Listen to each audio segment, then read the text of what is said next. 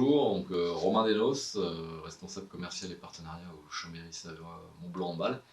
J'ai intégré le club il y a 10 ans maintenant, après une expérience de 4 ans en tant que chef de projet dans une agence marketing, conseiller en marketing sportif et d'événementiel. On s'occupait d'organiser des gros événements nationaux de beach rugby. Et également, on gérait des comptes nationaux et je suis également passé par l'OGC Nice en tant qu'assistant commercial et marketing. J'ai une formation commerciale avec un DUT technique de commercialisation, ainsi qu'un IUP management gestion des entreprises et spécialisé dans le management du sport.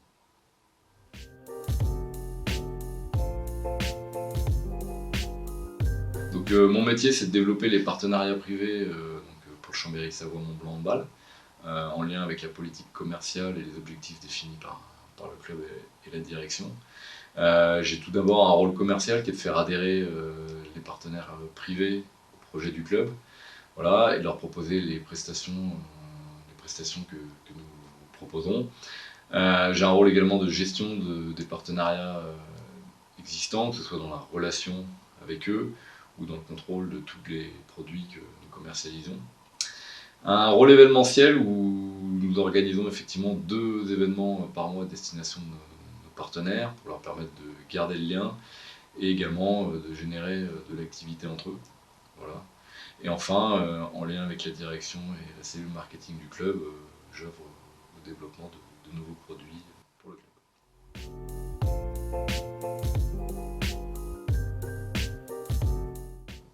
J'en vois 2 comme ça qui me viennent à l'esprit au tout début. Pour moi, le club il doit être porteur d'un projet vis-à-vis de ses partenaires, d'une vision et d'objectifs clairs, ambitieux et réalisables. C'est-à-dire qu'effectivement, comme on disait tout à l'heure, le partenaire va adhérer à un projet. Il faut que celui-ci soit lisible pour le partenaire, ambitieux, réaliste. Voilà, il faut qu'il y ait une adhésion. Et il faut que le club arrive à rassembler autour en fait, de ce projet des partenaires. Donc ça, c'est la première chose pour moi qui est importante pour un club. La deuxième, c'est qu'il faut mettre la relation humaine au centre de la préoccupation. C'est le cœur de notre métier. Voilà, le sport est un vrai vecteur social, et vecteur de valeur. Et la relation humaine fait partie intégrante pour moi de la relation de pérennisation des partenariats.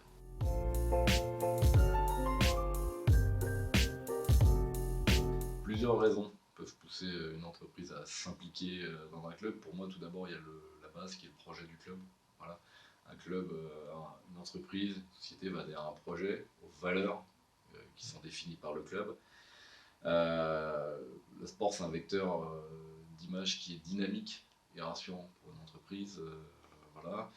Quand on s'associe à un club sportif, on cherche aussi à donner cette image un peu dynamique de l'entreprise et rassurant, parce que c'est un peu comme quand vous faites de la publicité TV, ça parle aux gens, voilà, de vous adosser à un club sportif. Il y a aussi le soutien au club local qui est important pour une entreprise. On va toujours vouloir, effectivement, quand on s'implique localement, soutenir le club qui porte les couleurs de la ville et de la région. Il y a aussi que le club apporte une solution à l'entreprise directement. C'est notre cas aussi pour nous, que ce soit en termes d'activation commerciale, que ce soit en relation avec les fournisseurs, en développement de moyens de communication, en solution de séminaires. Voilà, on apporte en fait une réponse réelle à un besoin de l'entreprise. Okay. Voilà, et enfin, on peut aussi dire que les entreprises viennent soutenir les clubs en tant qu'acteurs sociaux du territoire. Des actions qui sont menées dans ce cadre-là. Nous, au club, par exemple, on a un fonds de dotation qui mène des actions sociétales sur tout le territoire.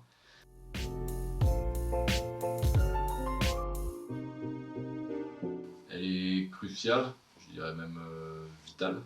Voilà. Faut savoir qu'un club comme Chambéry, plus de 50% de notre budget, qui est environ un peu plus de 4 millions d'euros, est issu des partenariats privés, voilà, du sponsoring.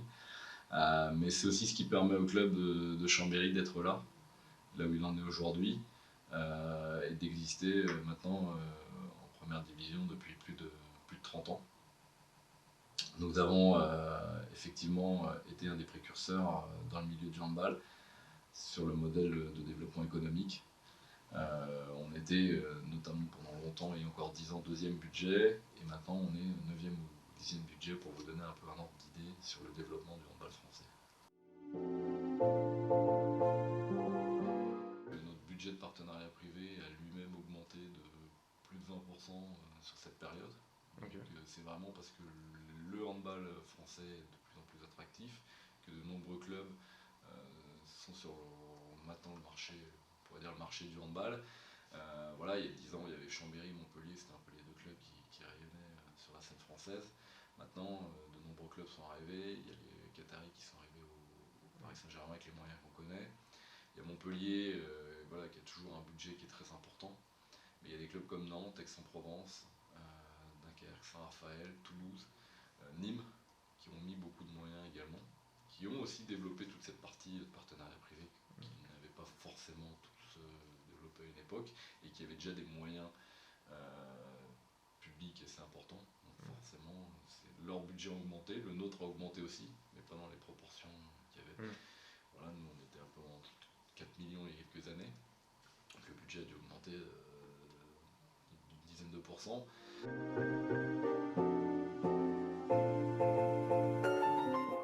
Objectif, on pourrait dire oui, mais c'est quelque chose qui, nous, a toujours existé au club en fait. Nos partenariats sont essentiellement locaux, voire régionaux, mais voilà, ça a toujours été dans l'ADN du club de fonctionner avec les partenariats locaux. C'est une stratégie qu'on a voulu mettre en place depuis longtemps. Être un acteur de ce territoire, nous-mêmes, nous le sommes. Donc de fonctionner avec les acteurs du territoire, pour nous c'est une suite logique, et ça nous semble logique, on l'a toujours fait. On sait qu'en Savoie, les entreprises prennent de la qualité, le savoir-faire local. Voilà, donc on n'y fait pas, entre guillemets, on n'y coupe pas. Pareil, c'est pareil pour nous, on ne fait pas exception à la règle.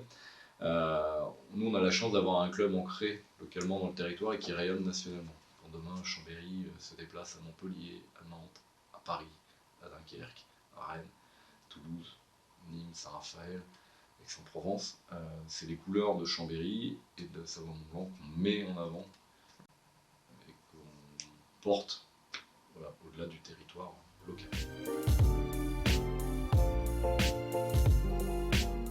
Alors le recrutement d'un joueur peut avoir une influence effectivement sur les partenariats.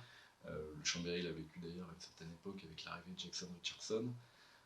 Voilà, demain, quand un nom arrive et parle, ça peut être un vrai vecteur voilà, pour entraîner les partenaires. Je vais vous prendre un exemple qui n'est pas dans notre milieu, mais voilà, quand Neymar est arrivé au PSG, la cellule commerciale, le téléphone n'a fait que sonner le jour de son arrivée. Parce qu'effectivement, quand vous avez une image, un joueur qui a une image, qui a cette aura, qui arrive dans un club, les partenaires, voilà, ça aide et ça accompagne. Donc on parlait tout à l'heure du PSG, du Qatar.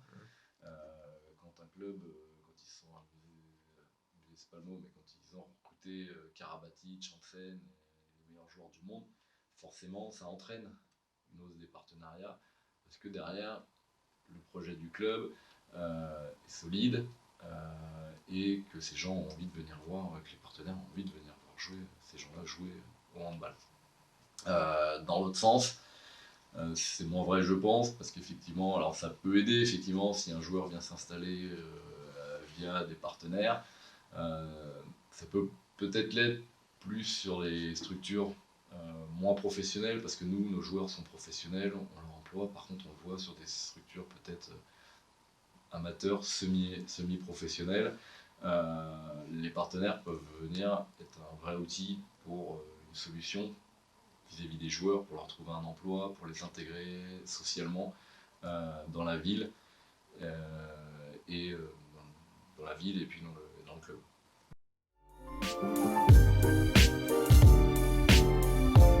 Alors oui, la crise a eu un véritable impact sur nous.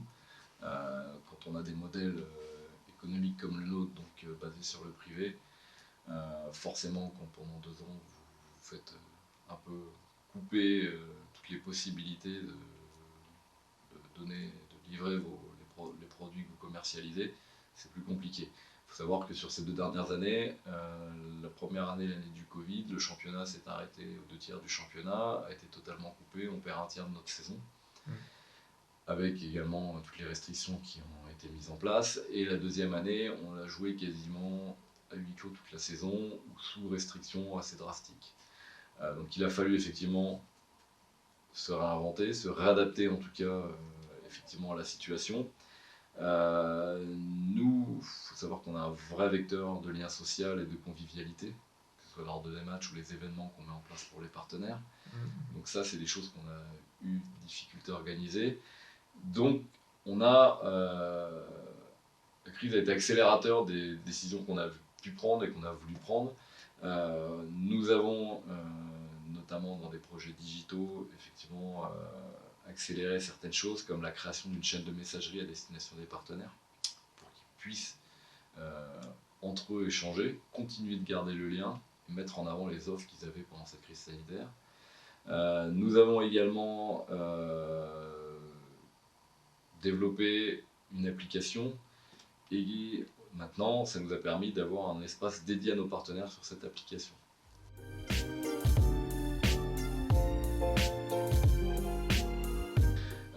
Chambéry n'a pas attendu entre guillemets qu'on nous dise effectivement que la démarche RSE existe pour créer du lien social, comme on le disait. Notre fonds de dotation, nous, il a 10 ans, donc il a plus de 10 ans maintenant, il a été créé en 2009. Notre association existe depuis très longtemps, celle qui porte les valeurs de la formation. On a été élu en 2009 meilleur centre de formation Rhône-Alpes. Voilà. Ça remonte, mais c'est pour vous montrer que nous, la formation a toujours été au cœur du projet et fait partie de l'ADN du club. Il y a beaucoup de joueurs sortis du club de centre de formation qui ont intégré l'équipe de France, qui ont joué en équipe de France. Depuis 10 ans, on a monté ce fonds de dotation, justement, on aime bien dire qu'on aime bien rendre au territoire ce que le territoire nous donne. Donc c'est vrai que voilà, le fonds de dotation existe. Maintenant, on ne va pas vous cacher que la RSE, on veut renforcer cette démarche RSE, que ce soit à travers l'aspect écologique, que ce soit à travers l'aspect social et sociétal. Donc voilà, les projets du club, effectivement, sont et seront effectivement autour de cette démarche RSE dans les années futures.